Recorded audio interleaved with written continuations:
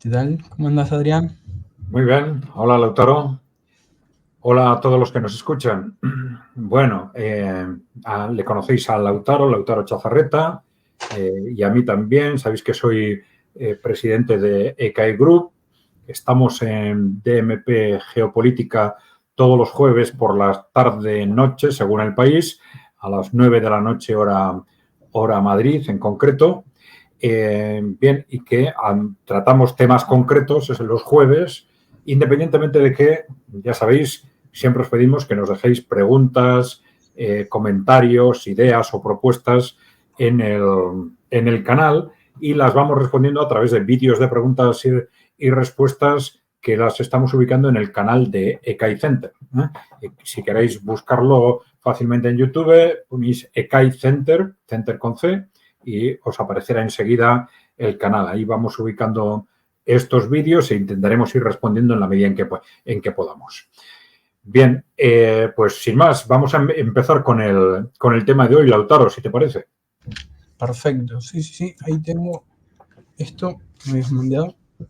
Muy bien. ¿Cuánto tiempo le queda al posmofeminismo? Bueno, vamos a ver. Es un tema difícil y bueno, para muchos va a ser polémico sin duda, ¿no? Ya hablamos de las corrientes del posmocapitalismo en general, capitalismo de la época posmoderna, si queréis. Es decir, cuando hablamos de las corrientes dominantes en Occidente en los últimos 30 años, hablamos del ámbito socioeconómico, del ámbito sociocultural, del ámbito geopolítico, y en el ámbito sociocultural, pues bueno, unas de las corrientes de las que hablamos fue el catastrofismo climático y hoy vamos a hablar del posmofeminismo. Venga, vamos allá. Bueno, es importante desde el punto de vista de la terminología, bueno, daros cuenta de que hemos hablado de posmofeminismo y no de feminismo. Nosotros no nos gusta demasiado utilizar la palabra feminismo. Bueno, en general las palabras muy ideológicas suelen estar muy distorsionadas por los filias y las fobias, por los que están a favor y en contra, ¿no? Unos les ponen todos los caracteres positivos, otros todos los negativos. Ahora vamos a ver que el feminismo quiere decir cosas distintas según el contexto, según quien utilice la palabra, y por eso preferimos hablar del posmofeminismo. Aquí tenéis como la manipulación corporativa del proceso de emancipación de la mujer. Es decir, vamos a hablar del proceso de emancipación de la mujer y vamos a hablar del posmofeminismo, entendiendo que el feminismo, según el contexto, puede ser cosas distintas o puede ser las dos cosas. Es decir, puede ser la corriente que impulsa el proceso de emancipación de la mujer o puede ser el posmofeminismo. Y por eso, como puede ser un tanto confusa su utilización, preferimos utilizar esta terminología. Bueno, lo reflejamos a través de este gráfico, ¿no? Para distinguir feminismo y posmofeminismo. Posmo viene de la palabra posmoderno, es decir, se han utilizado las filosofías posmodernas para justificar lo que son las corrientes de tipo corporativo de los últimos 30 años y por eso hablamos de el posmoecologismo, fundamentalmente relacionado con el catastrofismo climático, que es también una manipulación del ecologismo a favor de los intereses corporativos, y ahora hablamos del posmofeminismo, ¿no? Ahí tenemos el proceso de emancipación de la mujer, el posmofeminismo, que lo hemos considerado como la manipulación corporativa de ese proceso, y luego tenemos el feminismo, lo ponemos con interrogantes, porque, ya digo, según el contexto, a veces se utiliza en un sentido o en el otro, ¿no? Y por eso vamos a intentar evitar la palabra feminismo para evitar también confusiones. Adrián, tengo una consulta. Sí. Si yo siguiera la línea de proceso de emancipación de las mujeres y evitara la palabra feminismo, ¿qué podría utilizar? Bueno, buena pregunta. Buena pregunta. Es que nosotros en la práctica, en ECAI Center, lo que hablamos es hablar de emancipación de la mujer. Punto. Claro, sin conceptualizar. Claro, sin darle un término expreso. Emancipación ya es una palabra con una connotación suficientemente expresiva, ¿no? Entonces hablamos del proceso de emancipación de la mujer como un proceso objetivo, real, que responde a problemáticas reales y busca soluciones reales, ¿no? Y el posmofeminismo sería la distorsión de ese proceso, ¿no? Sí. Bien. El posmofeminismo, ya hemos dicho, es una corriente del posmocapitalismo. Bueno, vamos a ver. En este momento, durante los últimos años, podemos hablar de los retos socioeconómicos, políticos y los retos en ámbito sociocultural, por último, ¿no? Bien, pero vamos a pasar a la siguiente. Aquí se entiende mejor, ¿no? Este gráfico que ya lo conocéis, pero es seguramente bueno recordarlo, ¿no? Bien, aquí estamos hablando, recordando cómo en los últimos 30, 40 años, en la sociedad occidental, hemos tenido, por un lado, un proceso socioeconómico al que hemos llamado el neoliberalismo y, por otro lado, un proceso sociocultural que nosotros llamamos posmocapitalismo. Si queréis, el posmocapitalismo sería la vertiente sociocultural del neoliberalismo o el neoliberalismo también la vertiente socioeconómica del posmocapitalismo, ¿no? En sus orígenes, estos movimientos ya se lanzaron durante la Guerra Fría, es decir, antes de que cayera la Unión Soviética. Ahí tenéis, no voy a entrar en el caso del neoliberalismo, pero sí en el caso del posmocapitalismo hubo algunos detonantes claros, como la creación del Club de Roma en el año 1968, que fue fundamental para el despegue de las teorías del catastrofismo climático. Y luego en los informes Rockefeller del año 72 y Kissinger del 74, que fueron claves para el posicionamiento del gobierno de Estados Unidos en las políticas familiares y en las políticas de emancipación de la mujer, etc., ¿no? Bueno, todo esto es en la Guerra Fría, pero dan lugar, después de la Guerra Fría, a la fase de despliegue, que se materializó a partir del 1990. Y se materializa porque cae la Unión Soviética, en Occidente se hace esa reflexión de que ya no tenemos enemigos, con Occidente podemos hacer lo que queramos, y en la práctica lo que se hace es extender al conjunto de la sociedad esos proyectos o esos modelos socioculturales del posmocapitalismo. Bien. Entonces tenéis en ese, digamos, esa extensión del neoliberalismo ya a partir de los 90, pues nos encontramos con el fenómeno globalizador por un lado, el debilitamiento sindical, las privatizaciones de empresas, etcétera. Y en el ámbito sociocultural, abajo tenéis en lo que es el posmocapitalismo, tenemos el posmofeminismo, os lo hemos señalado en rojo porque es el tema del que vamos a hablar hoy, pero también el catastrofismo climático, la manipulación de minorías, el individualismo, el globalismo, la explotación masiva de migrantes. Son procesos que durante estos 30, 40 años se han generalizado y se han vuelto dominantes en las sociedades occidentales, ¿no? Bien, de esta forma el posmocapitalismo, digamos, se ha convertido en la base de nuestra cultura, ¿no? En el conjunto de Occidente, tanto en Europa Occidental como en América en su conjunto en general, ¿no? Y sin embargo, son modelos socioculturales que se han rechazado o no se han llegado a aceptar y tienen un rechazo creciente en los países emergentes y países en desarrollo de Asia y de África. Bien, y esto es muy importante porque cara al futuro, seguramente esto va a incidir en la evolución futura de estos modelos. Bueno, origen de esa manipulación corporativa. Bueno, vamos a ver. Bueno, los orígenes conceptuales. Vamos a ver. Y esto va a resultar un poco sorprendente, ¿no?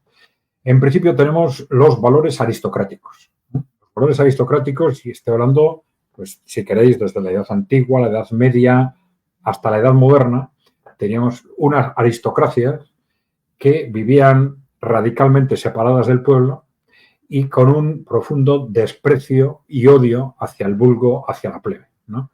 Y esto es la que genera esos valores aristocráticos, ¿no? De considerar, pues bueno, al resto de la humanidad como algo despreciable, ¿no? Esto es ese concepto de odio a la humanidad, ¿no? Odio a la humanidad. Es algo que en la medida en que yo los puedo utilizar, pues los utilizo o los respeto, pero en la medida en que no los puedo utilizar, si puedo los elimino o prescindo de ellos, ¿no?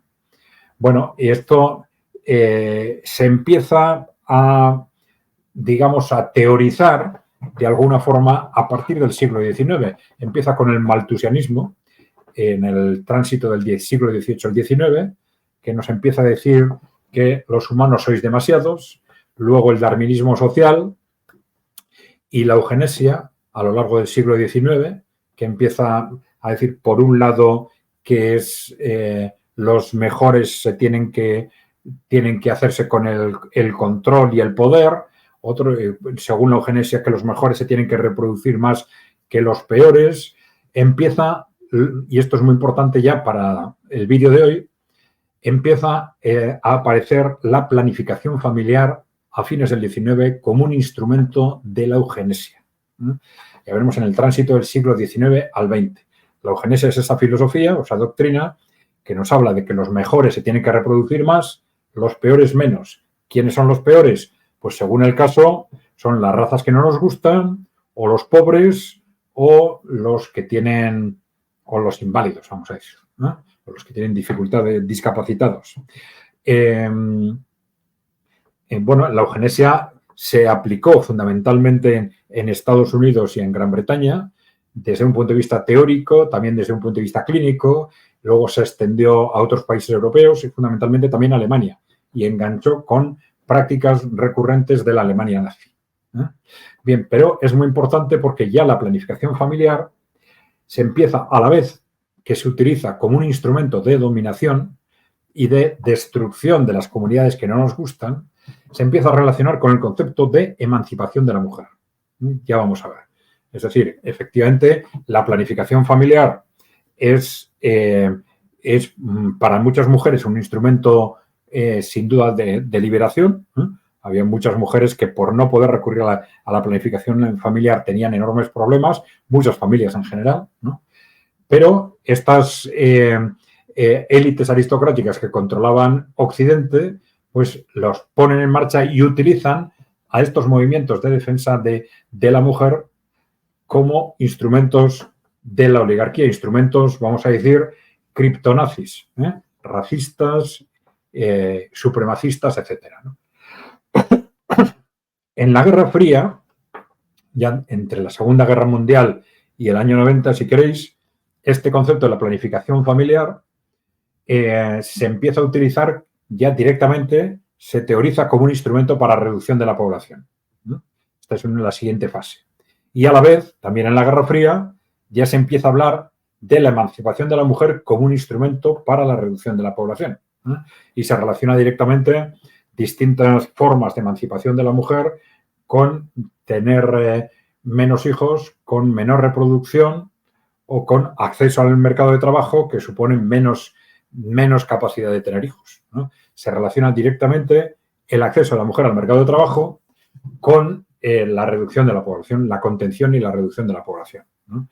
Es decir, y esto es una cuestión clave, evidentemente la planificación familiar, pues los anticonceptivos, el acceso a la mujer al mercado de trabajo son avances para muchas mujeres y avances sociales en sí mismos muy importantes, pero estas élites no lo plantean y no los impulsan porque sean socialmente interesantes para ciertos colectivos o para muchas familias, sino como instrumentos de reducción de la población. A veces de poblaciones concretas a las que desprecio o a las que odio, de otros países enemigos, otras razas, de los pobres en algún caso. Pero bueno, este es paso al punto siguiente, ¿no? Adrián, tengo una consulta, porque esto Sí. es un tema que he visto yo en la facultad, de una cuestión de que los países primermundistas tienen acceso a recursos anticonceptivos, el proyecto de la familia va en caída. ¿Por qué? Porque capaz existe, como dijiste, la escena laboral, los proyectos personales. Hay algo muy importante y lo quería plantear, es un intento, como dijiste, de arruinar las ideas de proyecto de un enemigo o a quien odiamos, pero en realidad fue un efecto bastante en rebote porque los países primermundistas, que son los que tienen todas estas características, recursos, información, acceso a estos métodos anticonceptivos, son los que tienen las pirámides poblacionales más desarmadas. Sí, es interesante porque esto tiene mucha relación con ese concepto de que los que ven, hay muchos que ven la geopolítica como una lucha entre países, ¿no? Pero muchas veces los grupos de interés son más importantes que los países en el ámbito geopolítico y también en este caso esas élites que desarrollan esas filosofías primero en el Reino Unido, luego en Estados Unidos, luego en la Alemania nazi, luego en Occidente, esas élites odian tanto a los ciudadanos de su país como a los de otros países. Es decir, son élites supremacistas, no solo con respecto a otras razas, no, se consideran ellos superiores a los ciudadanos de su propio país. Y la eugenesia se empieza a aplicar primero o contra los pobres, a veces también con un criterio racial. Por ejemplo, en Estados Unidos pues se habló mucho de utilizaciones contra poblaciones negras y de esto se acusó mucho a algunos de los primeros líderes del feminismo, ¿no? Y luego lo veremos, ¿no? Pero esto es muy importante porque luego estas élites acaban teorizando expresamente durante la Guerra Fría que cara a la reducción de la población hay que adoptar estas medidas en los países enemigos y también en Europa y en Estados Unidos, ¿no? Y lo dicen expresamente, ¿no? Perfecto. Esto es muy interesante. Me tengo que quedar con la idea de una élite eugenesia, que va por otro lado, no de países, sino hasta de su propia población. Efectivamente. Perfecto. Sí, sí. Bien. Bueno, luego vamos a desarrollar un poco más, pero si centramos un poco fechas, ¿no? Tenemos a fines del siglo XIX hasta los años 30, tenemos el impulso de la eugenesia, el antinatalismo, el control de la población. Todo esto son conceptos que se relacionan ya cada vez más con la defensa de los derechos de la mujer, con la emancipación de la mujer. En la Guerra Fría, en los años 60 y 70, las ideas de esas élites británicas y anglosajonas se empiezan a extender pues sí, a Estados Unidos, son élites anglosajonas, y se empiezan a extender al gobierno de Estados Unidos. Es decir, es el primer momento en que hay un gobierno en el que expresamente reconoce estas ideas como políticas propias, ¿no? Y reconoce expresamente que hay que apoyar la planificación familiar y la emancipación de la mujer, y en concreto el acceso de la mujer al mercado de trabajo, como instrumentos para reducir la población. Luego lo comentaremos, esto se dice muy claramente en el informe Rockefeller del 72 y en el informe Kissinger del 74. Tampoco es casualidad. Rockefeller, sabemos que es élite corporativa directa. El grupo Rockefeller controló durante muchos años la economía de Estados Unidos y no se escondieron. Actuaron durante el siglo XX de forma políticamente muy abierta, llegaron incluso a la vicepresidencia de Estados Unidos. De Kissinger se ha dicho muchas veces que era un activo del grupo Rockefeller, etc., ¿no? Bien. Bueno, de esta forma, reducir y controlar la población es un objetivo político, ¿no? La emancipación de la mujer y el feminismo son instrumentos y dicen que son excelentes instrumentos para ese objetivo político de reducir y controlar la población. Bien. No puedo evitar pensar una publicidad de los 60, 70 del empoderamiento femenino por simplemente fumar un cigarrillo como campaña publicitaria. También. Claro, efectivamente, todos esos movimientos que en parte siempre hay una base real, esto es muy importante recordarlo, hay una base real de un proceso lógico y natural de emancipación de la mujer, pero siempre entremezclado y distorsionado permanentemente por esos intereses corporativos. Total. Bien, entonces durante la Guerra Fría nos encontramos con ese concepto, vamos a decir, del antinatalismo, ¿no? Del antinatalismo como base para impulsar la planificación familiar y la emancipación de la mujer, ¿no? Bien. En concreto, esto se sitúa, hay una fecha muy clara para el que comience esa implicación del gobierno de Estados Unidos en estas teorías, que es 1949, que es el año de la Revolución China, ¿no? Entonces, justo a partir de ese momento se empiezan a hacer análisis en Gran Bretaña y en Estados Unidos, primero en el ámbito corporativo y luego en el gobierno, en el sentido de que estamos en la Guerra Fría y los países que no controlamos tienen muchísima población y crecen demasiado. Y esto es un peligro geopolítico. Entonces, dedican informes específicamente al peligro geopolítico de la excesiva población de los países que no controlamos, ¿no? Y empiezan a desarrollar ideas y estrategias para controlar o reducir la población de esos países que, como veremos, luego extienden a todo el mundo, ¿no? A los que controlamos, a los que no controlamos y a nuestros propios países, ¿no? Bueno, aquí tenéis el tránsito. En la columna de la derecha tenemos, si queréis, la evolución de lo que fueron estas teorías del Imperio Británico, ¿no? Que se desarrollaron, ya hemos dicho, con el darwinismo social, del siglo XVIII al XIX, el malthusianismo, luego el darwinismo social, la eugenesia, y todo esto tenéis en la columna de la derecha en naranja. Bueno, ahí hubo el desarrollo en la segunda mitad del siglo XX de teorías globalistas. ¿Globalistas en qué sentido? En el sentido de que lo que planteaban las élites británicas eran teorías para defender su poder. Defender su poder ¿contra quién? Contra sus propios ciudadanos, primero, y también contra los países colonizados, ¿no? Bien, y plantean que empiezan a darse cuenta de que cara a un futuro global, Gran Bretaña es un país pequeño y que poco a poco van a tener que tender estrategias para controlar el mundo de otra forma. Y lo plantean fundamentalmente a través de estructuras internacionales. Esto ya es más de principios del siglo XX, ¿eh? Y que empiezan a configurar lo que luego se ha llamado el globalismo, ¿eh? Es decir, como instrumentos de asentar el poder de nuestra élite a través de estructuras globales, ¿eh? Bueno, pero bueno, es el globalismo, es el racismo, también a fines del siglo XIX, la eugenesia, ya lo hemos comentado, y todo eso en ese contexto de decadencia del Imperio Británico, ¿no? Y luego, a partir de ahí, es la inteligencia británica y la que empieza a gestionar de forma muy activa estas ideas, y en el siglo XX su objetivo fundamental es trasladar esta filosofía y estas estrategias de Gran Bretaña a Estados Unidos, porque es la nueva potencia hegemónica, ¿no? Bueno, y en la izquierda tenéis pues una síntesis de esas ideas: el malthusianismo por un lado, el darwinismo social y el racismo científico, y luego tenéis debajo cómo esto se ha trasladado a una buena parte de los líderes iniciales del feminismo, ¿eh? Por ejemplo, ahí tenéis el caso de la eugenesia y la planificación familiar, Margaret Sanger, ¿eh? Margaret Sanger fue una persona que indudablemente en sus primeros años, desde luego, estuvo claramente motivada por su preocupación por la situación de muchas familias y de muchas mujeres por la ausencia de instrumentos de planificación familiar, pero que fue enseguida esta mujer utilizada por esas élites, vamos a ver, darwinistas,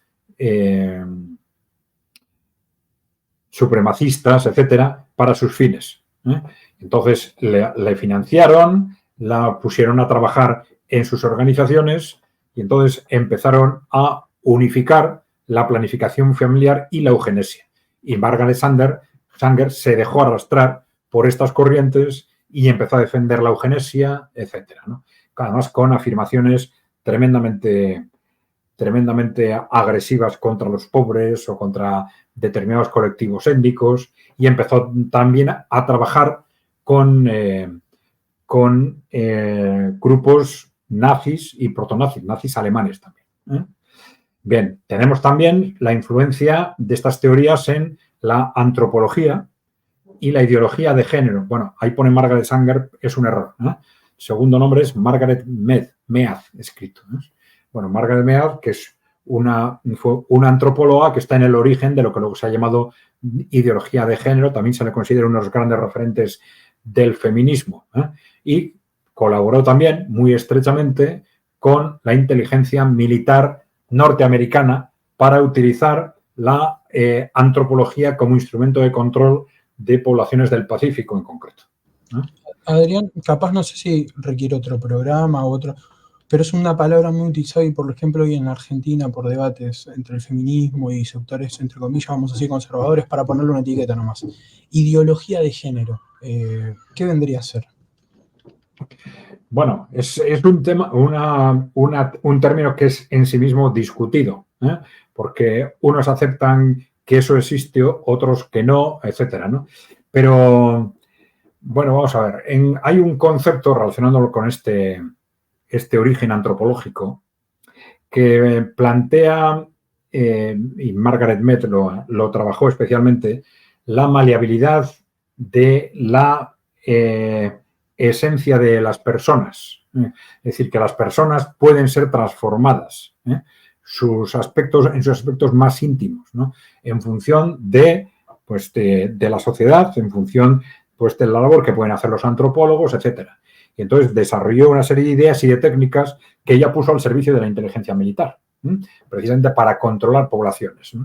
Pero esto trasladado a estos temas que tú comentas, derivó en estas ideas de que en realidad, que no somos hombres y mujeres, sino que la sociedad nos hace hombres o nos hace mujeres, o que es una cuestión de elección el ser hombre o ser mujer, este tipo de argumentos. ¿Vale? Perfecto, gracias. Bien. Y luego tenemos un tercer caso, que es lo que se llama el feminismo al servicio de la CIA, con otra referente histórico del feminismo en Estados Unidos, que es Gloria Steinem. Gloria Steinem creo que todavía vive, creo que todavía vive, y ella reconoció expresamente que había trabajado a los órdenes de la CIA. Fue una líder, y todavía se le considera una líder de la tercera ola, fundamentalmente lo que se llamó la tercera ola del feminismo, que es en el momento en que se produce la individualización del movimiento feminista, se marginan los aspectos sociales y socioeconómicos de las reivindicaciones de las mujeres y se sustituyen por cuestiones estéticas, emocionales, etc.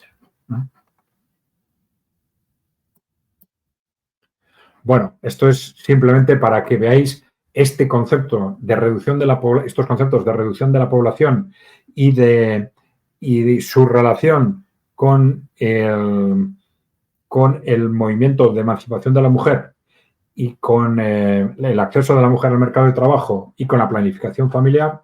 Pues aquí tenéis a John Rockefeller, uno de los líderes de este grupo Rockefeller, pues hablando, no vamos a poner el vídeo, pero sobre reducción de la población en el año 67. Aquí tenemos el informe Rockefeller del año 72. De hecho, esta es una década crítica desde el punto de vista dentro de la Guerra Fría. Aquí tenéis, es un informe encargado por el gobierno Nixon en el año 69. Son recomendaciones para contener la población.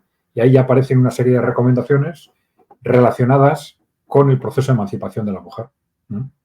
Luego, bueno, entre ellas, pues el aborto, la esterilización voluntaria, anticonceptivos, la igualdad de derechos para la mujer, el acceso de la mujer al mercado de trabajo, etcétera, etcétera.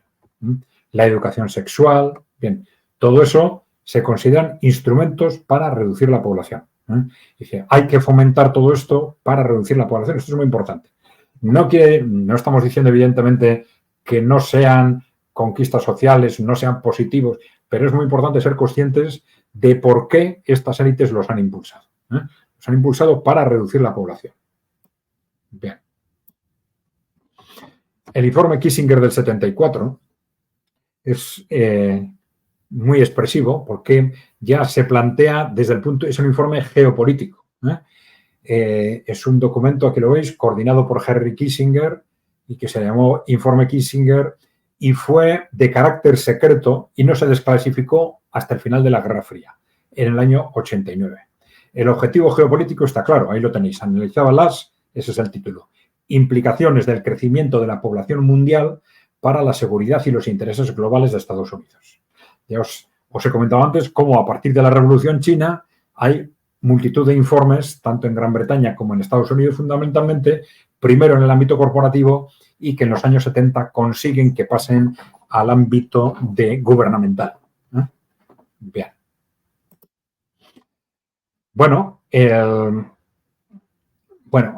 nos revela muy claramente este informe la relación que establecen entre ese objetivo de disminuir la población de los países potencialmente peligrosos, por un lado, y por otro lado, de que hay que impulsar en esos países, la idea de que hay que impulsar en esos países la planificación familiar, la extensión de los derechos de la mujer y el acceso masivo de la mujer al mercado de trabajo.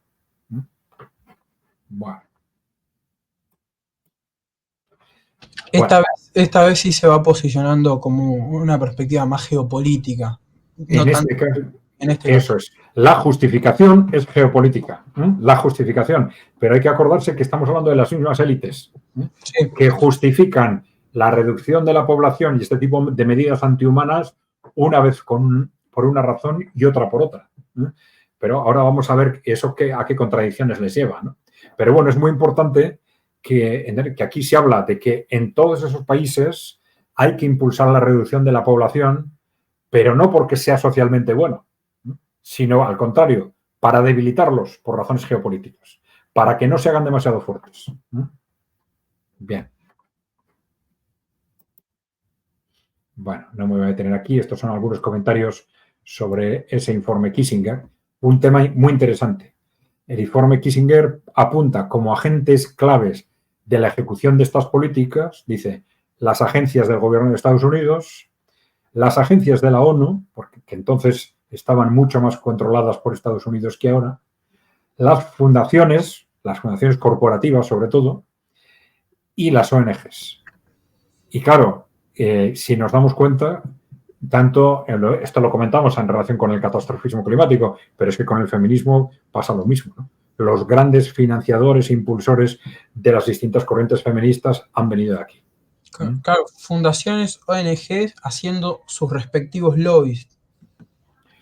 Sí, lobbies, o no solo lobbies, sino financiando actividades concretas, financiando organizaciones ecologistas o feministas, siempre que vayan en una determinada dirección, etc. ¿Vale? Bien. Bueno, este informe nos dice muy claramente, como decimos ahí, que una buena parte de las dinámicas sociales y en concreto las referidas al posmofeminismo no han sido una consecuencia de la evolución natural de la sociedad, ¿no? O por lo menos no han sido eso, sino que han estado sistemáticamente impulsadas por las grandes corporaciones, ¿no? Bien. Y no como un instrumento para mejorar la sociedad, sino al contrario, para debilitar o hacer daño a los países, ¿no? Bueno, ahora, te decía que hay una contradicción extraña en este informe y es que al final se enganchan con el informe Rockefeller del 72 diciendo, bueno, pero todo esto que planteamos para los países, vamos a decir, enemigos o países en desarrollo en general, para que sea creíble lo tenemos que aplicar también en Europa y en Estados Unidos. Dice, lo cual es una argumentación extraña, ¿no? Porque dice, claro, si yo lo estoy planteando para debilitar esos países, estoy diciendo estos instrumentos que son para debilitar esos países, los voy a aplicar también aquí. Esto yo creo que nos revela claramente lo que te decía antes, ¿no? Que detrás de esto hay unas élites para las cuales tan enemigo son los ciudadanos de sus países como los de otros países. Eso es paradójico, ¿no? Porque al fin y al cabo, estas élites que acumulan capital no necesitan esa mano de obra de su propio territorio, o a menos que sea un capital internacional y pueda explotar la mano de obra de esos países, ¿no? Eso es como medio paradójico también. Bueno, sí, este es un comentario que se hace a veces alrededor de esas teorías cuando los grandes líderes corporativos, no solo alrededor de la emancipación de la mujer, sino en general, plantean esas teorías de reducción de la población, de que somos 8.000 millones y esto es una barbaridad, hay que bajar a 1.000 millones y ese tipo de comentarios que hacen constantemente, ¿no? Pero no ahora, si llevan 200 años con esas teorías, ¿no? Pero claro, entonces, efectivamente, hay que tener en cuenta que estamos hablando, por decirlo de alguna forma, no de todos los empresarios, porque dices, todos los empresarios en conjunto, pues pueden necesitar a todos los trabajadores. Pero esto es una élite muy élite, ¿no? Que sigue sus propios intereses. Y con lo cual dice, bueno, pues yo para mantenerme como élite, ellos hacen sus reflexiones, en este momento dicen, pues con el proceso de tecnificación, de automatización, decían en su momento, con la extensión de los ordenadores, luego con Internet, luego hablaban de la robotización, que ya no iban a ser necesaria tanta gente por la robotización, ahora hablan de la inteligencia artificial, siempre dicen, tienen argumentos en base a los cuales dicen, no vamos a necesitar tanta gente, ¿no? De esos 8.000 millones teniendo 1.000, podemos ser tan ricos y tener tanto poder o más que ahora, y además la gente va a ser más fácil de controlar, ¿no? Capaz me estoy adelantando, porque capaz está de más adelante, pero ¿podemos rastrear nombres hoy en día, en la actualidad? ¿O son tan anónimos? No, bueno, a ver, nombres que están detrás, pues bueno, puede ser muchos que sean anónimos, pero hay algunos que han hablado muy claramente diciendo este tipo de cosas. Yo creo que de esto hablamos con el catastrofismo climático. No creo que lo he recogido en esta presentación, pero bueno, por ejemplo, tenemos a algunos que han hablado demasiado, ¿no? Como Ted Turner, el propietario de medios de comunicación norteamericano, ha hecho muchas de esas declaraciones, o el rey consorte de Inglaterra, el marido de Isabel II, que también hizo declaraciones diciendo que habría que reducir la población de 8.000 millones a 1.000 millones. Ese tipo de comentarios los han hecho muchas veces. Increíble. Muchas veces. Gracias. Bien. Bueno, por si te sirve como referencia, es algo que en esas élites corporativas, aristocráticas, ha estado constantemente presente durante estos 200 años, pero que en los últimos 30 años hay una diferencia, que se han planteado extender esas teorías a la población y que nosotros mismos empecemos a pensar que el ser humano es una carga, que somos demasiados, y a introducir en nuestra propia forma de pensar esas teorías, ¿no? Vamos a ver, hace unas pocas semanas, en un diario del País Vasco, no voy a decir cuál, pero supuestamente progresista, recogían un artículo escrito por una persona referente de ese diario y donde decía con claridad que es bueno que se reduzca la población del mundo para que así pueda haber más mamíferos. Decía eso. Y luego repetía una y otra vez que los humanos somos una carga para el planeta, ¿no? Entonces, ese tipo de ideologías, o desde planteamientos antinatalistas, o desde control de la población, desde planificación familiar, desde planteamientos ecologistas, nos lo han ido metiendo de forma ya directa a nosotros mismos, al conjunto de la población, ya digo, sobre todo durante los últimos 30 años aproximadamente. Me hace acordar por el nivel de darle vuelta a la idea, porque le da una vuelta a cierto marco de lógica, pero que apunta a ciertos intereses, como esta cuestión cuando hablamos de tipo de catástrofe climática, de que no era tan mala la emisión de carbono porque había árboles y los árboles mismos iban a poder generar oxígeno con todo ese producto. Claro. Aquí también hemos dicho siempre que hay, más de una vez, que detrás del posmofeminismo, detrás del feminismo, tenemos aspectos objetivos de la emancipación de la mujer que no hay que olvidar nunca. Claro, si estas élites los utilizan para reducir la población, eso es otra cosa. Pero en cualquier reacción, luego vamos a decir, frente a todos estos movimientos, es importantísimo no reaccionar emocionalmente, sino analizar racionalmente los dos aspectos para saber qué es lo que hay que gestionar, qué derechos hay que defender y qué manipulaciones hay que controlar. ¿Vale? Bien.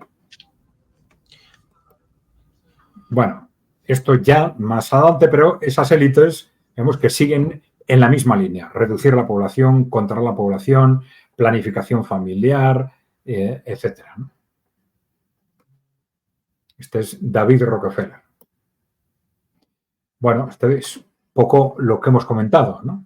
Mientras la Segunda Guerra Mundial, la Guerra Fría, tenemos durante la Guerra Fría estas élites que habían apoyado el fascismo y el nazismo en los años 20 y 30 ya no pueden hablar abiertamente, defender abiertamente el fascismo y el nazismo y empiezan a utilizar unas filosofías y corrientes, vamos a decir, criptonazis, criptonazis que siguen siendo supremacistas, siguen siendo terroríficas para el conjunto de la humanidad, pero las venden a través de, pues ya digo, de razones geopolíticas, pasan del racismo y la eugenesia a la geopolítica como argumento para reducir la población, para establecer ese tipo de políticas, a la ecología, a la planificación familiar y a la emancipación de la mujer, ¿no?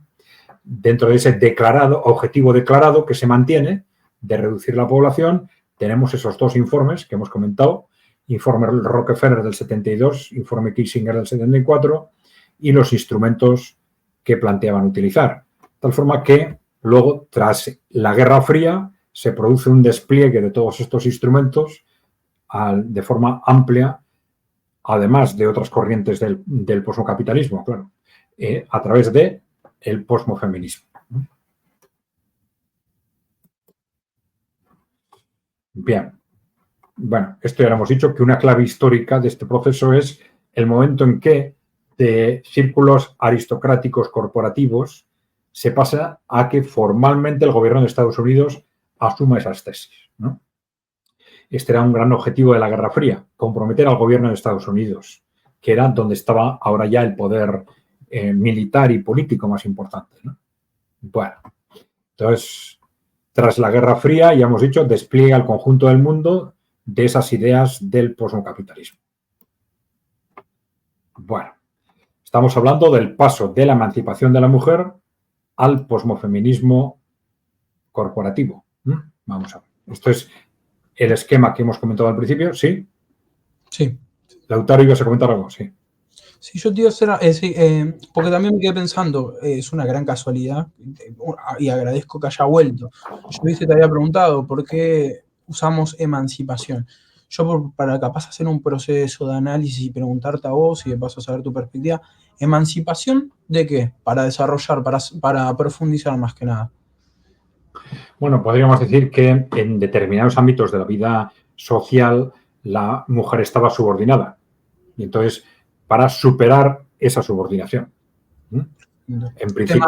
Temas civiles, de derecho, laborales. Bueno, en los distintos contextos puede ser. Eso, otra cosa son las políticas que utilicemos para impulsar esos procesos y las consecuencias de los mismos. Ahí puede haber políticas adecuadas o no, correctas o no. Evidentemente, esa problemática específica de subordinación de la mujer es muy distinta de unos países a otros, ¿no? Muy distinta, ¿no? Es verdad, eso según las culturas, las religiones, entonces esos procesos tienen que adaptarse a esa situación. Completamente. Vale. Sí. Bueno, pero por ejemplo, luego haremos referencia, ¿no? Pero ese concepto de sobreexplotación, en este momento hay un problema gravísimo en todo Occidente con la sobreexplotación laboral de la mujer, ¿no? En la que llevamos generaciones, esto ya lo hemos hablado en otros programas, generaciones en que las mujeres, hay cientos de millones de mujeres trabajando 80, 90 y 100 horas a la semana por tener que compatibilizar un trabajo profesional de 40 horas, 40 o 45 horas según el país, más el trabajo doméstico. Y de esto apenas se habla. Y es curioso que apenas ha hablado ni el movimiento feminista ni los movimientos progresistas, porque a las corporaciones no les interesaba. Luego hablaremos de esto un poco. Completamente. Ahí capaz pensaría brevemente hogares monoparentales. Lo que vos dijiste, tener que trabajar y hacer las tareas domésticas. Una labor monumental. Claro. Bien, vamos a ello. Algunas bases históricas de esa emancipación de la mujer, ¿no? Bueno, pues tenemos una división tradicional del trabajo entre hombres y mujeres, en el que nunca ha sido así de forma matemática, ¿no? Pero bueno, el trabajo profesional estaba fundamentalmente en manos del hombre y el trabajo doméstico fundamentalmente en manos de la mujer. En el siglo XIX se produce la revolución industrial y se producen procesos. El trabajo industrial es tremendamente duro. En esa época, mucho más duro que el trabajo agrícola, ¿no? Muchas veces. Y entonces hay un objetivo de las políticas sociales, sindicales, etcétera, curiosamente, de evitar el trabajo profesional de mujeres y niños, que se consideraba como una explotación laboral en sí mismo, ¿no? Bien, pero bueno, el avance técnico-tecnológico pues hace que la fuerza física en el trabajo profesional sea cada vez menos importante, que sean trabajos menos duros. El trabajo profesional se hace cada vez más atractivo, ¿no? Entonces, bueno, hay un proceso natural, aparentemente, de que se vaya incorporando la mujer de alguna forma al mercado de trabajo, ¿no? Bueno, ¿el problema cuál es? Bueno, pues para nosotros un detonante muy claro fue un informe o informes del movimiento feminista nórdico de los años 70, ¿no? donde nos decían, bueno, ahora se está produciendo esa incorporación masiva de las mujeres al mercado de trabajo, pero nos decían, ojo, esto no puede ser añadir 40 horas de trabajo por familia, ¿no? Se supone que se trata de repartir el trabajo existente, tanto el doméstico como el profesional, ¿no? Porque decían, hombre, no se les ocurrirá añadirnos a todas las mujeres 40 horas de trabajo más. ¿Y qué es lo que se hizo? Pues exactamente eso, ¿no? Se añadieron 40 horas de trabajo por unidad familiar y ¿quién la llevó? A las mujeres, ¿no? Luego, claro, en las situaciones muy tensionadas, de alguna forma, una parte de eso iba recayendo también los hombres y cada vez más, ¿no? Pero al final es curioso porque siempre hemos estado pensando durante generaciones que con el avance técnico y tecnológico íbamos a trabajar cada vez menos y resulta que de pronto empezamos a trabajar 40 horas más por unidad familiar, ¡pum!, sin que nadie diga nada. Ni sindicatos, ni fuerzas obreras, prácticamente nada. Yo te pregunto también, porque esto ya lo hemos hablado un poco de este tema, y el trasfondo de que, bueno, el feminismo actual o posmofeminismo, hay un ámbito corporativo y por ende no hay crítica real hacia el capital, hacia la corporación. En este caso los beneficios son 40 horas más para producir para su propia plusvalía. Y no están los sindicatos, que bueno, ya son aparatos a lo largo de todo el mundo, medio captados por el sistema democrático, capitalista o en sus diversas variantes. Claro, efectivamente, son 40 horas más de trabajo y además de mano de obra barata, que en principio es una fuente impresionante de enriquecimiento para miles de empresarios, ¿no?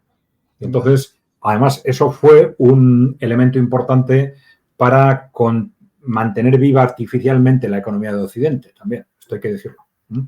Claro, si trabaja mucha más gente, es mucho más fácil producir más, ¿no? Bien, pero claro, con esto se evidenció que el objetivo del proceso de incorporación de la mujer al mercado de trabajo no era la emancipación de la mujer, sino aumentar la disposición de mano de obra barata. Esto es evidente, porque claro, si no, lo que se hubiera hecho es, como decían las feministas nórdicas, ¿no? Pues ellas decían, no, ya hay que reducir, entonces se trabajaban 45 horas semanales en los países nórdicos y decían, no, ya hay que reducir a 30. Y luego, según cuántas mujeres se incorporen, más. Hubiera sido lógico, ¿no?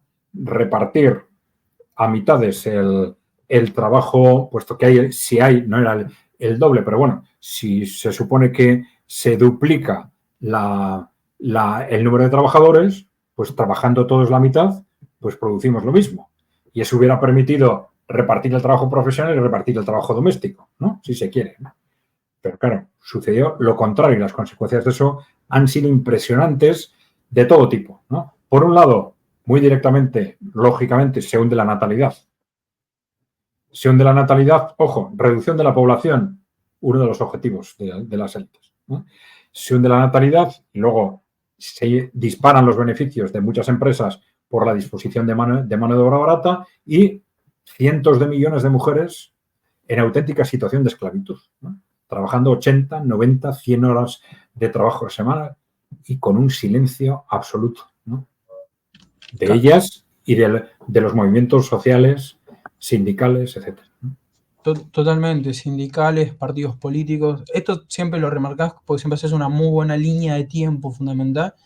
Claro. Después de la caída del muro de Berlín y el fin de la Guerra Fría, la hegemonía le permite hacer eso. No hay discurso que venga a debatir esos caracteres capitalistas.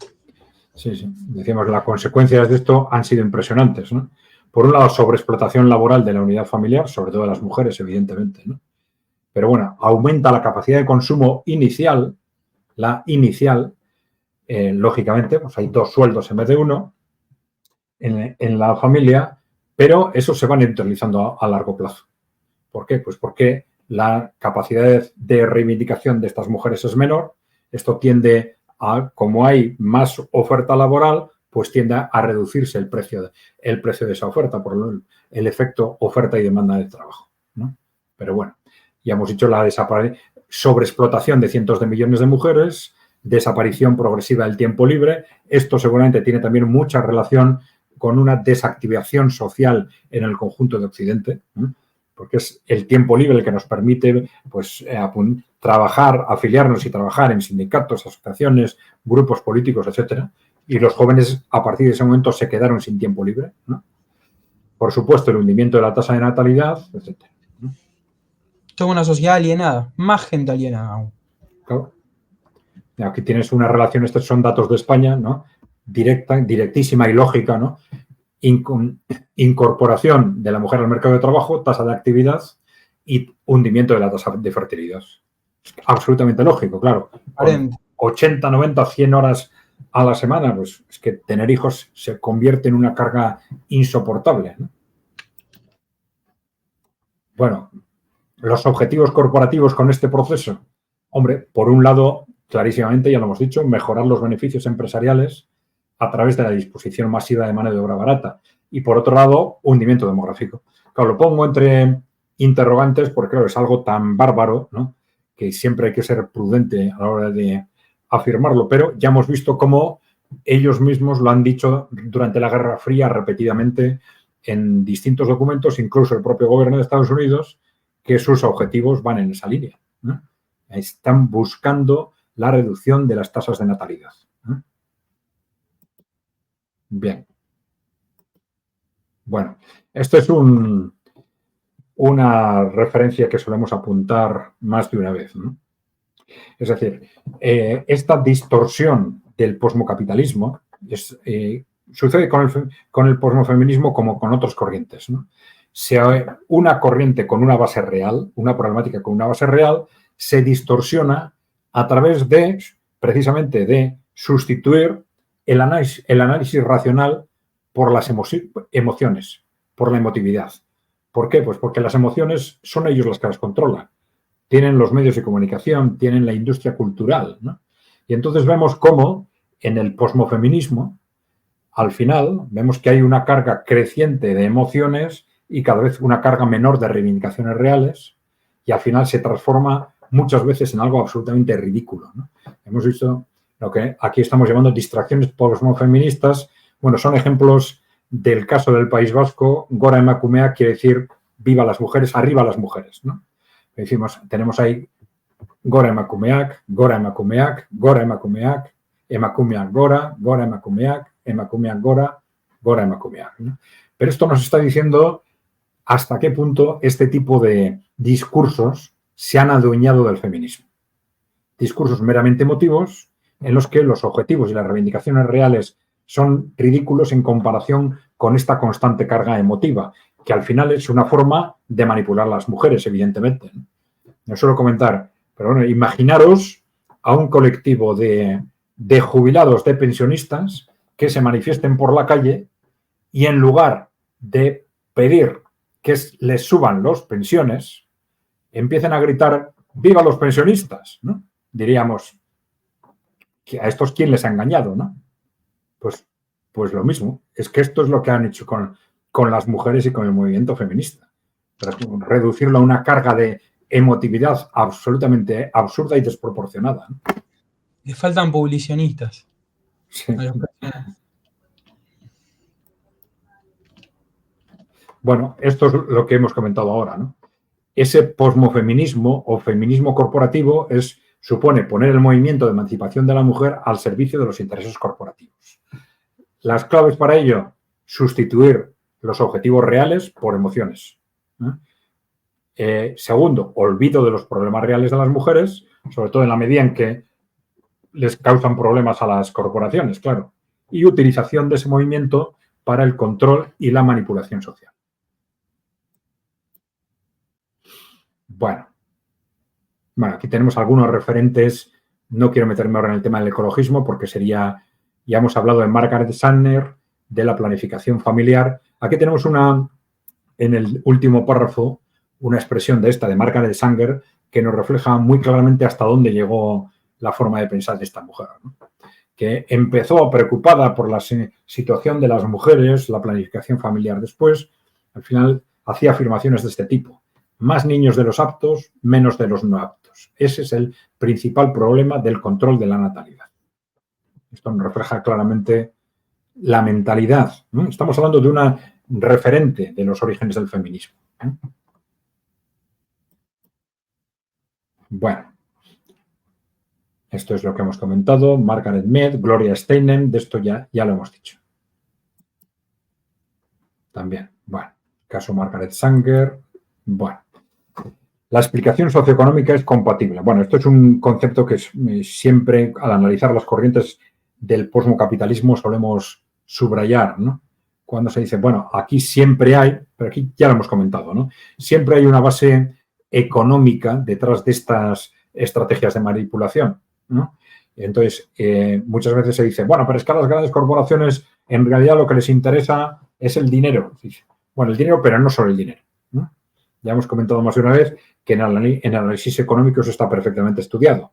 El dinero no es más que un instrumento es un instrumento, cuando tengo poco, es un instrumento para consumir bienes básicos, ¿no? Cuando tengo un poco más, pues para ahorrar, para poder consumir bienes básicos más adelante, luego para conseguir bienes menos básicos, pero cuanto más tengo, ya el consumo es menos importante y a los que tienen mucho dinero, el dinero se busca como un instrumento para el prestigio y para el poder. Y los grandes millonarios no consumen más porque tengan más dinero. Su objetivo no es económico en ese sentido, es el poder, el prestigio ya no les importa. Ser el primer millonario del mundo o el cuarto o el sexto es más o menos igual, pero sí el poder, ¿no? Lo que pueden hacer con todos esos miles de millones. Bien, pero de cualquier forma siempre hay razones económicas también. Y ahora hemos dicho, en los años 70 tenemos la crisis del modelo de desarrollo de posguerra, estamos en un contexto de Guerra Fría, empieza a surgir el neoliberalismo y surgen entonces las estrategias posmocapitalistas que en los años 90, con el fin de la Guerra Fría, se despliegan al conjunto de la sociedad. Bien. Vamos a ver. ¿Qué?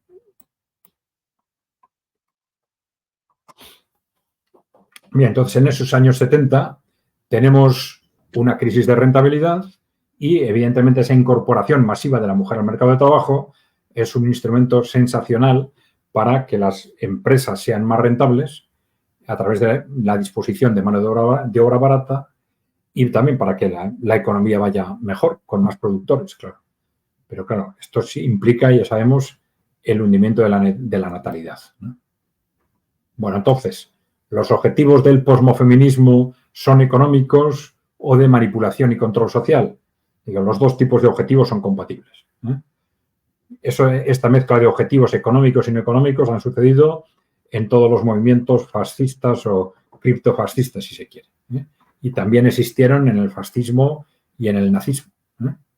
Por ejemplo, en el fascismo y en el nazismo siempre estaban objetivos económicos de controlar la economía, apropiación de riqueza, control de los sindicatos, debilitamiento de los sindicatos, etcétera, con objetivos de poder, que eran aplastar a la clase obrera, ¿no?, por un lado, y aplastar a la Unión Soviética, ¿vale?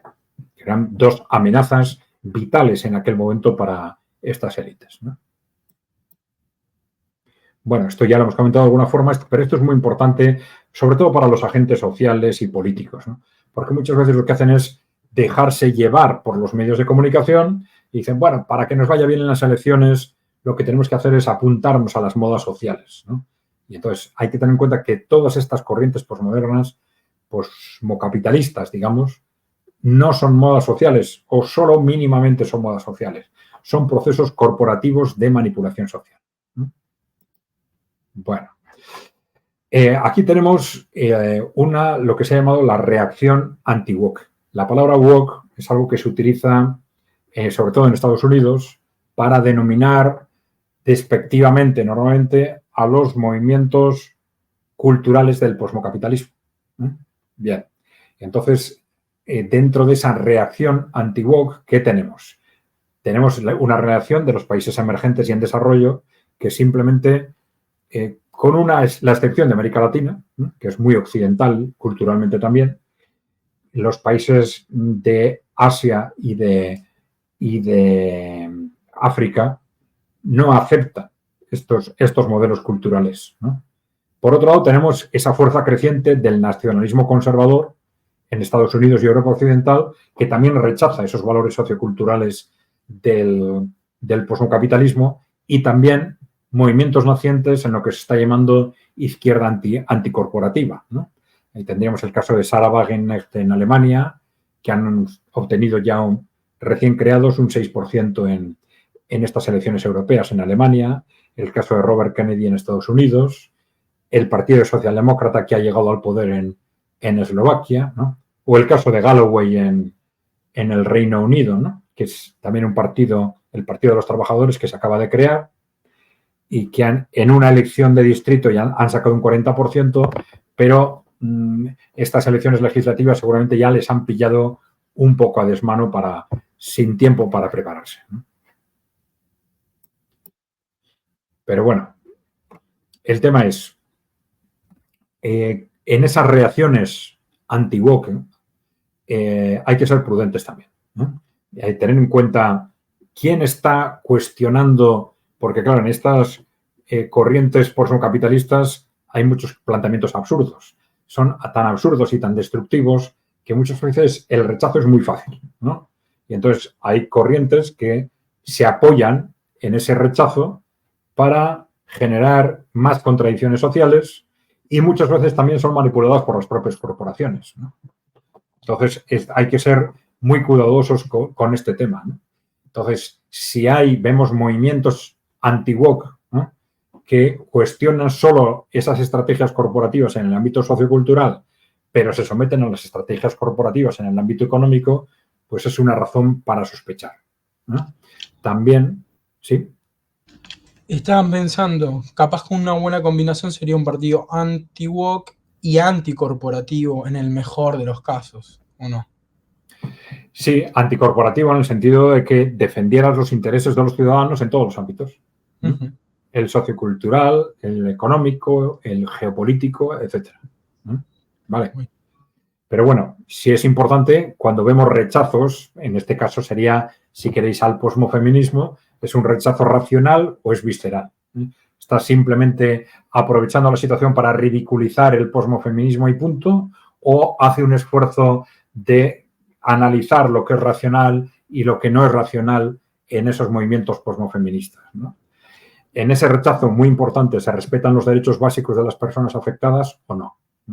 Bueno, o también se evita poner de relieve esos intereses corporativos latentes como la explotación masiva de mano de obra barata en el caso de la mujer. Es decir, yo denuncio muchas cosas, pero eso resulta a veces un poco sorprendente, ¿no? Pero evito aludir a aquellos puntos en los que hay una responsabilidad muy directa de los intereses corporativos.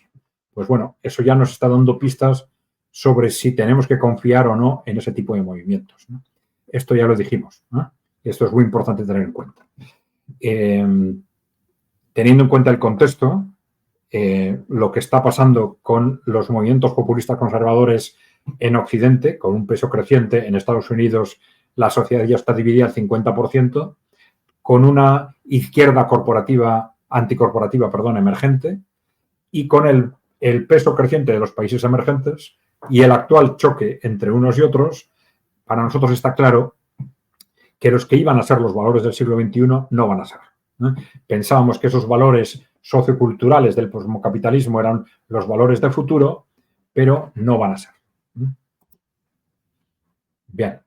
Otra cosa es cuándo va a pasar eso. En nuestra opinión, eso va a depender sobre todo de qué pase con ese choque geopolítico entre Rusia y la OTAN, o si queréis, entre los países emergentes y Occidente, ¿no? Pero bueno, mientras tanto, ¿qué tenemos que hacer? Bueno, pues asegurar que para entonces la destrucción de nuestros ciudadanos y nuestras comunidades sea la mínima posible y no sea irreparable, ¿no? Bueno. Ahora, decimos muy pronto, ¿no? Pero ¿cuándo puede ser ese muy pronto? Bueno, nosotros nos hemos atrevido, es osado si se quiere, ¿no? Pero nos hemos atrevido a hacer estimaciones de este tipo de previsiones basadas en distintos factores, ¿no? Partiendo de estimaciones sobre ese choque geopolítico. Evidentemente, si ese choque geopolítico deriva en una guerra mundial o en una guerra nuclear, pues todo puede cambiar, ¿no? Pero bueno, en principio, pensamos que ese choque geopolítico avanzará y se irá clarificando en los próximos 3 años, ¿no? Las nuevas ideas, en este caso, las nuevas ideas que cuestionan el impacto sociocultural o las corrientes socioculturales del posmocapitalismo y, en concreto, el posmofeminismo, creemos que se van a hacer extensibles de forma masiva a los medios de comunicación en un plazo entre 3 y 5 años, ¿no? Con lo cual, también el cuestionamiento social global generalizado, seguramente a partir del año 3, de dentro de 3 años, ¿no? Bien. Y el cuestionamiento masivo del posmofeminismo a todos los niveles, del posmofeminismo, también la manipulación de minorías sexuales, ese es otro tema el que igual necesitaría otro programa específico, ¿no? Entre 5 y 10 años. Pensamos que más bien cerca del 5, ¿no?, que del 10. Yo tengo una pregunta acá, porque bueno, acá hay un trabajo de trasfondo, está vos y tu grupo de personas que lo analizaron, y ahí está también por un lado, viste, la cuestión propia mía, vivencial y teoría, porque también esto lo hablamos al principio, hay una cuestión generacional que dijimos que bueno, de ideas no, pero sí de ámbitos, entre vos, Adrián, y yo, y te escucho, te entendí, pero llego a pensar que capaz que no sé si vaya a haber un final. Yo creo que capaz esto se puede hasta profundizar en el mismo nivel que estamos, pero hacer más grande aún. No es ni bueno ni malo, pero sí veo difícil, en primera instancia, que retroceda o que la crítica le gane al posmofeminismo. Es una cuestión que veo. Bueno, yo creo que por lo menos esto es distinto según los países, que por supuesto en los últimos años están, digamos, apretando el acelerador, ¿no? Están apretando el acelerador. Pero esto no quiere decir que esto vaya a salir adelante. Es decir, hay que tener en cuenta que son movimientos y corrientes destructivas y absurdas, ¿no? Son tan destructivas y tan absurdas que solo se mantienen por el consenso. En el momento en que hay una parte de la sociedad, una parte amplia, que empieza a rechazarlas, esto es algo tan llamativo que ese rechazo se va a extender muy rápidamente, ¿no? Y yo creo que esa combinación de una parte de Occidente, sobre todo del ámbito conservador todavía, ¿no?, que la rechaza, pero cada vez más también desde los ámbitos de izquierda, ¿no?, pues eso, añadido al choque geopolítico, pues yo creo que va a ser inevitable este contexto, ¿no? Me gustó lo que dijiste, porque sí, comparto. Hay sectores de izquierda que lo critican. Podría ponerme yo en ese lugar también por esta cuestión de la falta del análisis anticapitalista. Hay sectores de derecha, y bueno, capaz en este golpe geopolítico, es verdad. Me gustó esta perspectiva que me presentaste, Adrián. Sí, porque es que además están surgiendo ya, se ven muy rápidamente, ¿no? Ya he hecho tenemos un gobierno, ese gobierno socialdemócrata en Eslovaquia, ¿no?, con claro rechazo de estos aspectos socioculturales del posmocapitalismo, el movimiento de Sarah Wagenknecht en Alemania, el movimiento de Galloway en el Reino Unido, cambios sustanciales, por ejemplo, en el Partido Comunista francés en esa dirección. Es algo que se ve que está evolucionando muy rápidamente, muy rápidamente. Vale. Bueno, y esto es un cuadro reflejando de alguna forma esto, como he comentado, una estimación sobre qué puede ser muy pronto, ¿no?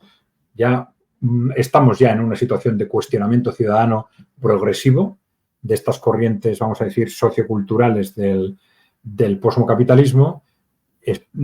A partir del año tercero, pensamos que habrá un cuestionamiento progresivamente generalizado en los medios, que el neoliberalismo ya en el ámbito socioeconómico, dentro de 3 años aproximadamente, pues va a estar claramente en cuestión. Y a partir entre el 5 y 8 años, digamos, pues vamos a tener en cuestionamiento general fundamentalmente de algunos aspectos de estos corrientes socioculturales del posmocapitalismo, y entre ellos el posmofeminismo, muy claramente. Muy claro. Bueno, en principio, ya terminando, ¿no?, ¿qué hacer? Bueno, recordando algunos conceptos que ya hemos indicado. En principio, ya hemos dicho, son estas corrientes socioculturales del posmocapitalismo y también el posmofeminismo son tan absurdas y tan destructivas que muchas veces la crítica demagógica es muy fácil. Entonces, tenemos que evitar reacciones críticas meramente emocionales. Y tenemos que hacer el esfuerzo constante de diferenciar los intereses sociales y los intereses corporativos que hay detrás del posmofeminismo, ¿no? Identificar esos intereses corporativos, ¿no? Y identificar lo que son medidas, problemas reales y propuestas lógicas, racionales del proceso de emancipación de la mujer, ¿no? Entonces, necesidad del análisis racional frente a la emocionalidad, ¿no? ¿Vale? Emocionalidad que es tanto del posmofeminismo como de las reacciones, esas reacciones emotivas contra el mismo, ¿no? Con esas dos emocionalidades tenemos que luchar. Hay que tener en cuenta que son las grandes corporaciones, creo que ya lo he dicho antes, las que mejor gestionan esas emocionalidades, ¿no? Porque ellos controlan los medios de comunicación, la industria cultural, etc., ¿no? Y entonces no les interesa que se analice de forma racional y objetiva cuáles son los problemas reales y los intereses reales de los ciudadanos, porque va en contra de sus intereses, ¿no? Lo que nos interesa es tenernos constantemente manipulados sobre lo que hay que hacer o no hay que hacer, sobre lo que es o no es importante, ¿no? Y luego, lo que hemos dicho antes, prepararnos porque los que pensábamos que iban a ser los valores del siglo XXI, en nuestra opinión, por lo menos, no van a serlo. Bueno, y esta nota final, utilizar la razón y con prudencia, sintetizando, ¿no? Frente a la manipulación del proceso de emancipación de la mujer por el posmocapitalismo a través de imágenes y emociones, aplicar la razón, ¿no? Que es la clave para objetivar el análisis de la realidad y de las medidas a impulsar, ¿no? Y prudencia, evitar rechazos meramente emocionales del posmofeminismo. Pues bueno, esto es todo, Lautaro. Y bueno, a los que nos habéis escuchado, ya llevamos 1 hora 12 minutos. A los que nos habéis escuchado, pues muchas gracias. Bueno, ya sabéis que si queréis ayudarnos, en este momento lo más importante es que os suscribáis al canal, también que deis al like, etcétera. Y por supuesto, dejarnos propuestas, comentarios, ideas, preguntas en el propio canal y las iremos respondiendo, ya sabéis, en el canal de ECAI Center, que lo buscáis enseguida en YouTube con la palabra ECAI Center con C. Entonces, ahí ya estamos haciendo vídeos intentando responder a estas preguntas que nos hacéis en el canal. Pues sin más, Lautaro, gracias por tu colaboración. Por mi parte, concluido. Perfecto, Adrián, un gusto como siempre. Un saludo a todos. Nos estamos viendo. Muy bien, un saludo a todos.